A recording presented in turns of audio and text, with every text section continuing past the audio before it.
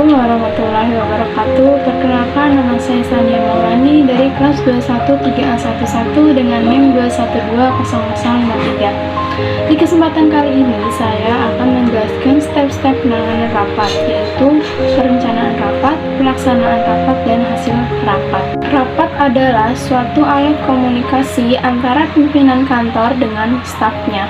Rapat merupakan kegiatan rutin bagi sebuah organisasi untuk membahas atau menentukan persoalan. Rapat sendiri disebut juga dengan meeting. Untuk melaksanakan rapat, kita harus melakukan perencanaan rapat. Yang pertama, membuat surat undangan rapat.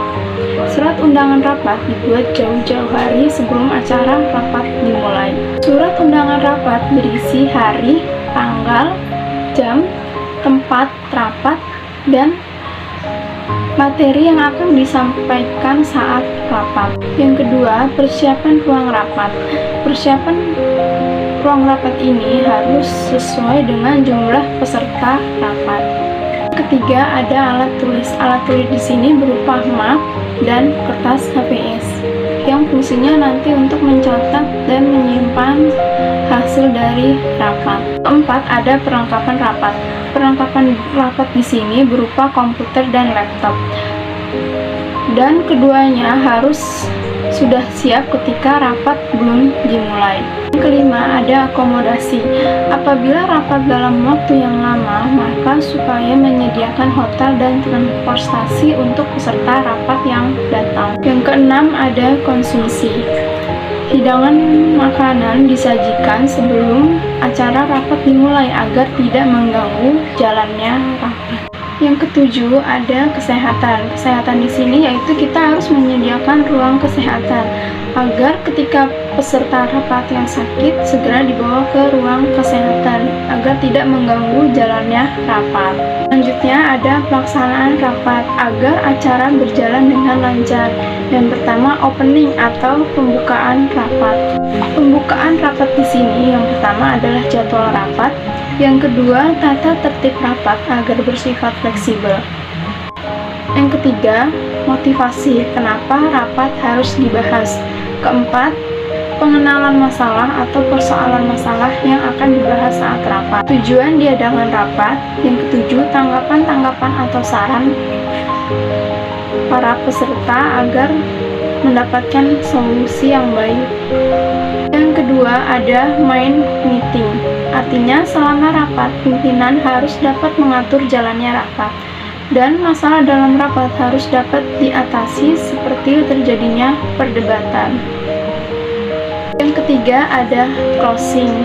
Bila dalam rapat tersebut belum menentukan suatu keputusan, maka pemimpin rapat dapat membuat tim khusus untuk menyelesaikan masalah tersebut.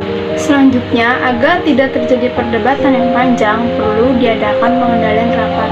Pengendalian rapat dibagi menjadi tiga. Yang pertama, ada pengendalian terbatas. Pengendalian terbatas adalah memberikan kesempatan kepada para peserta rapat untuk mengemukakan pendapat secara bergantian. Yang kedua, ada pengendalian ketat. Pengendalian ketat di sini tidak memberikan kesempatan bertanya atau mengeluarkan pendapat kepada para pesertanya. Peserta rapat boleh mengeluarkan pendapatnya hanya seizin dari pimpinan rapat. Yang ketiga, ada pengendalian gabungan. Pengendalian gabungan di sini yaitu memberikan kesempatan kepada para peserta seluas-luasnya. Namun, jika apabila kondisi kurang terkendali, maka pimpinan rapat supaya menggunakan cara pengendalian ketat agar bisa terkondisi kembali. Dan jangan lupa, pada saat rapat, sekretaris harus membuat catatan rapat, yaitu berupa notulen. Notulen merupakan catatan mengenai hal yang dibicarakan dalam rapat dan hal yang diputuskan dalam rapat. Notulen di sini dibagi menjadi dua. Yang pertama ada notulen harafiah dan yang kedua ada notulen rangkuman.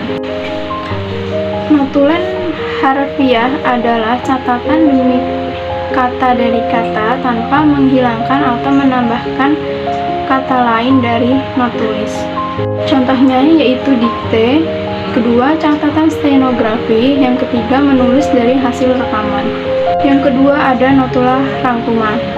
Notula rangkuman adalah laporan ringkas yang dicatat dalam pembicaraan rapat. Notula harus dapat memilih dan memilah setiap pembicaraan dalam rapat yang sesuai dengan tema dan tujuan rapat.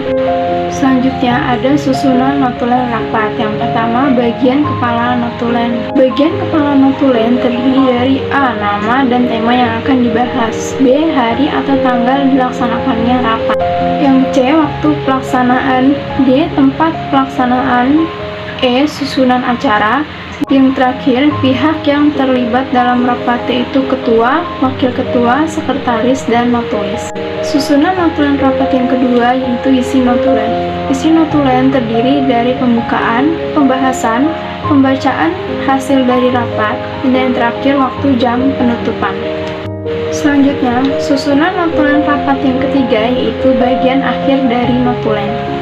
Bagian akhir notulen merupakan penulisan atau penjelasan yang berada di akhir penulisan notulen. Susunan sistematikanya sebagai berikut. Yang pertama, nama jabatan, kedua, tanda tangan, ketiga, nama pejabat.